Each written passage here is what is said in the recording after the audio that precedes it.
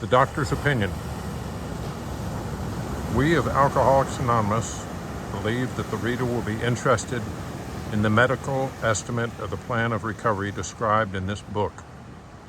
Convincing testimony must surely come from medical men who have had experience with the sufferings of our members and have witnessed our return to health. A well-known doctor, chief physician at a nationally prominent hospital specializing in alcoholic and drug addiction, gave Alcoholics Anonymous this letter.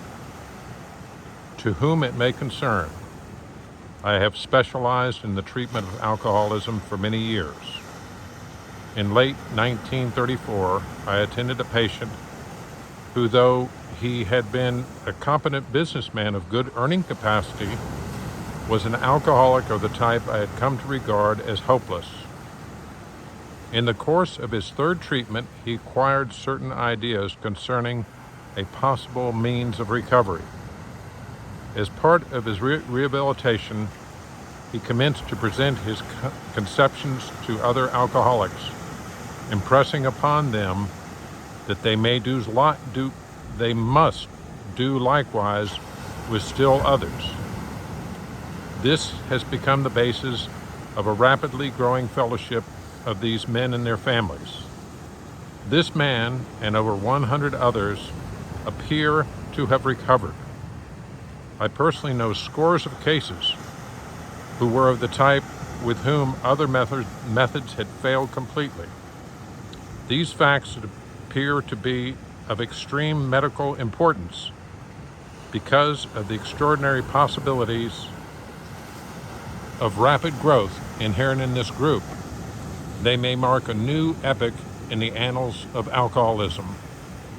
These men may have a remedy for thousands of such situations. You may rely absolutely on anything they say about themselves. Very truly yours, William D. Silkworth, MD. The physician who at our request gave us this letter has been kind enough to enlarge upon his views in another statement which follows. In this statement, he confirms that we who have suffered alcoholic torture must believe that the body of the alcoholic is quite as abnormal as his mind. It did not satisfy us to be told that we could not control our drinking just because we were maladjusted to life, that we were in full flight from reality, or were outright mental defectives. These things were true to some extent, in fact, to a considerable extent with some of us, but we are sure that our bodies were sickened as well. In our belief, any picture of the alcoholic which leaves out this physical factor is incomplete. The doctor's theory that we have an allergy to alcohol interests us. As laymen, our opinion as to its soundness may, of course, mean little. But as ex-problem drinkers, we can say that his explanation makes good sense. It explains many things for which we cannot otherwise account. Though we work out our solution on the spiritual as well as the altruistic plane, we favor hospitalization for the alcoholic who is very jittery or befogged. More often than not, it is imperative that a man's brain be clear before he is approached, as he then has a better chance of understanding and accepting what we have to offer. The doctor writes, "The subjects presented in this book seems to me to be of paramount importance to those afflicted with the alcoholic addiction. I say this after many years' experience as a medical director of one of the oldest hospitals in the country treating alcoholic and drug addiction. There was, therefore, a sense of real satisfaction when I was asked to contribute a few words on a subject which is covered in such mastery detail in these pages. We doctors have realized for a long time that some form of moral psychology was of urgent importance to alcoholics, but its application presented difficulties beyond our conception.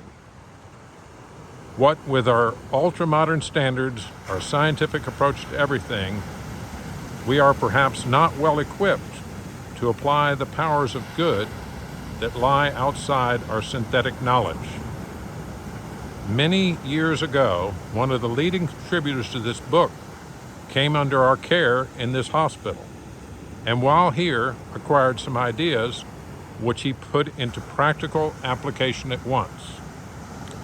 Later, he requested the privilege of being allowed to tell his story to other patients here, and with some misgivings, we consented. The cases we have followed through have been most interesting. In fact, many of them are amazing.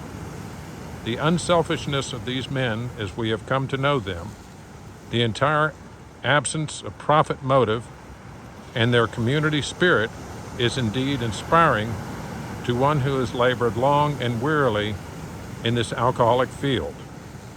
They believe in themselves and still more in the power which pulls chronic alcoholics back from the gates of death. Of course, an alcoholic ought to be freed from his physical craving for liquor, and this often requires a definite hospital procedure before psychological measures can be of maximum benefit. We believe, and so suggested a few years ago, that the action of alcohol on these chronic alcoholics is a manifestation of an allergy, that the phenomenon of craving is limited to this class and never occurs in the average temperate drinker.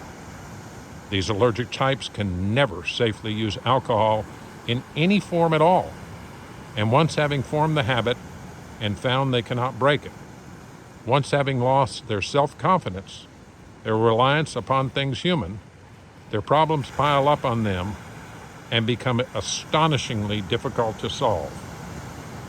Frothy emotional appeal seldom suffices. The message which can interest and hold these alcoholic people must have depth and weight. In nearly all cases, their ideas must be grounded in a power greater than themselves, if they are to recreate their lives.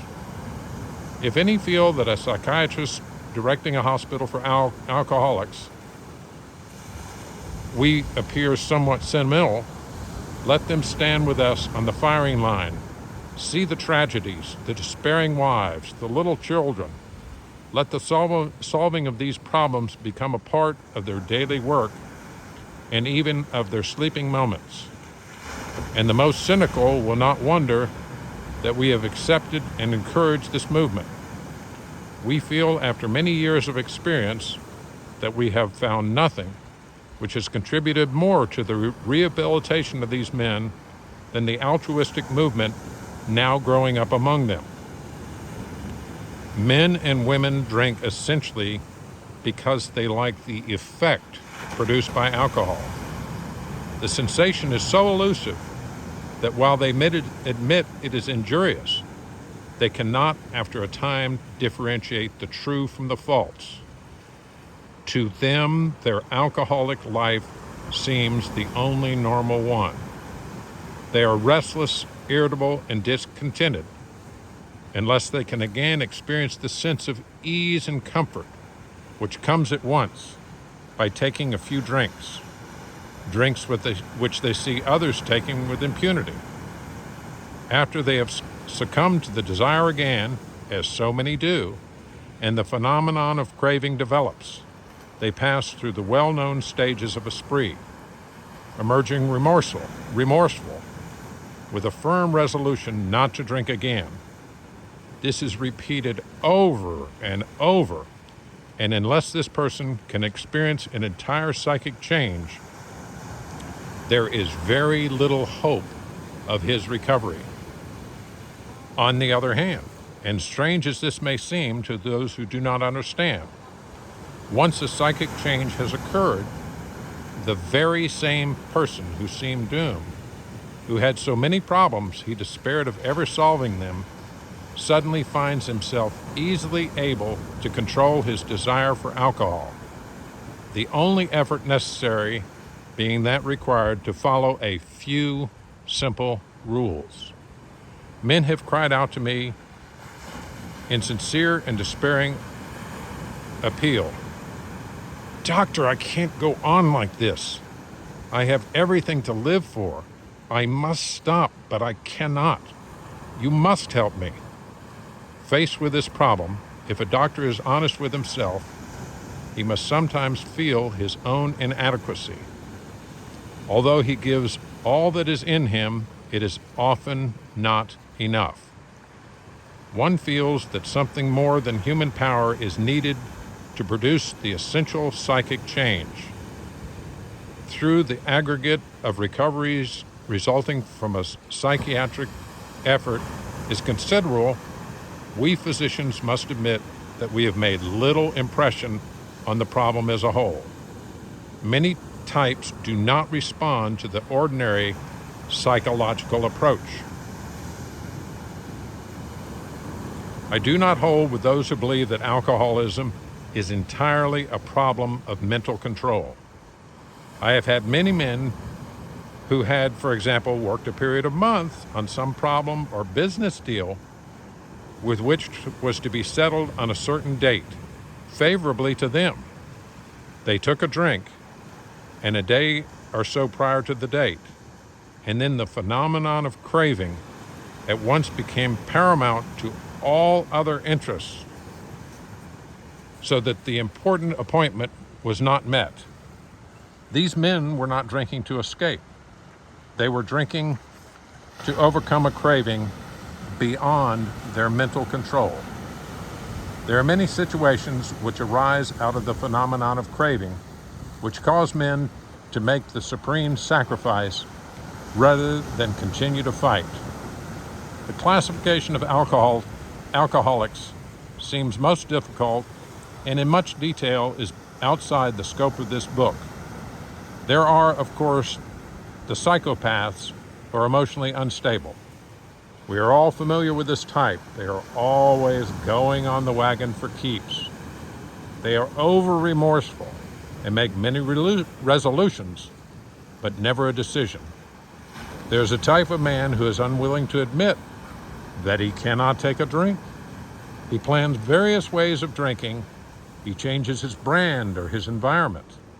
There's the type who always believes that after being entirely free from alcohol for a period of time, he can take a drink without danger.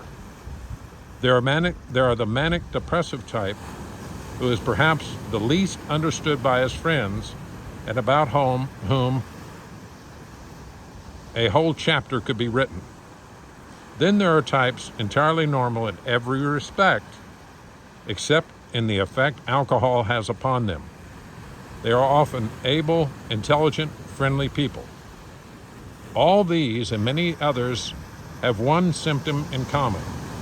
They cannot start drinking without developing the phenomenon of craving. This phenomenon, as we have suggested, may be the manifestation of an allergy which differentiates these people and sets them apart as a distinct entity. It has never been, by any treatment with which we are familiar, permanently eradicated. The only relief we have to suggest is entire abstinence. This immediately precipitates us into a seething cauldron of debate. Much has been written pro and con, but amongst physicians, the general opinion seems to be that most chronic alcoholics are doomed. What is the solution? Perhaps I can best answer this by relating one of my experiences. About 1 year prior to this experience, a man was brought in to be treated for chronic alcoholism. He had partially recovered from a gastric hemorrhage and seemed to be a case of pathological mental deterioration. He had lost everything worthwhile in life and was only living, one might say, to drink. He frankly admitted and believed that for him there was no hope. Following the elimination of alcohol, there was found to be no permanent brain injury. He accepted the plan outlined in this book. 1 year later, he called to see me, and I experienced a very strange sensation. I knew the man by name and partially recognized his features, but there all resemblance ended. From a trembling, despairing, nervous wreck had emerged a man brimming over with self-reliance and contentment. I talked with him for some time, but was not able to bring myself to feel that I had known him before. To me, he was a stranger, and so he left me. A long time has passed with no return to alcohol. When I need a mental lift, I often think of another case brought in by a physician prominent in New York. The patient had made his own diagnosis and, deciding his situation hopeless, had hidden in a deserted barn, determined to die. He was rescued by a searching party and in desperate condition brought to me. Following his physical rehabilitation, he had a talk with me in which he frankly stated he thought the treatment was a waste of effort unless I could assure him, which no one ever had, that in the future he would have the willpower to resist the impulse to drink. His alcoholic problem was so complex, his depression so great, that we felt his only hope would be through what we then called moral psychology. We doubted if even that would have any effect. However, he did become sold on the ideas contained in this book. He has not had a drink for a great many years. I see him now and then, and he is a fine specimen of man. He is as fine a specimen of manhood as one could wish to meet. I earnestly advise every alcoholic to read this book through, and though perhaps he came to scoff, he may remain to pray. William D. Silkworth, M.D.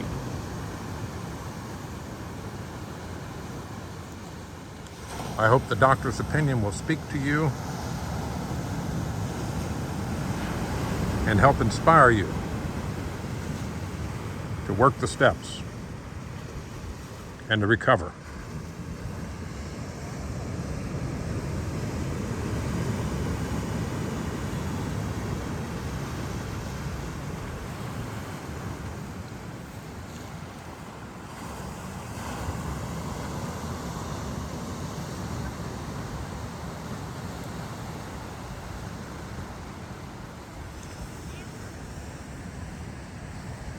The program has done wonderful things for me. By the grace of God and the 12-step program of Overeaters Anonymous, I haven't found it necessary to have an eating binge for 2,115 days, one day at a time. And for that, I'm very, very grateful.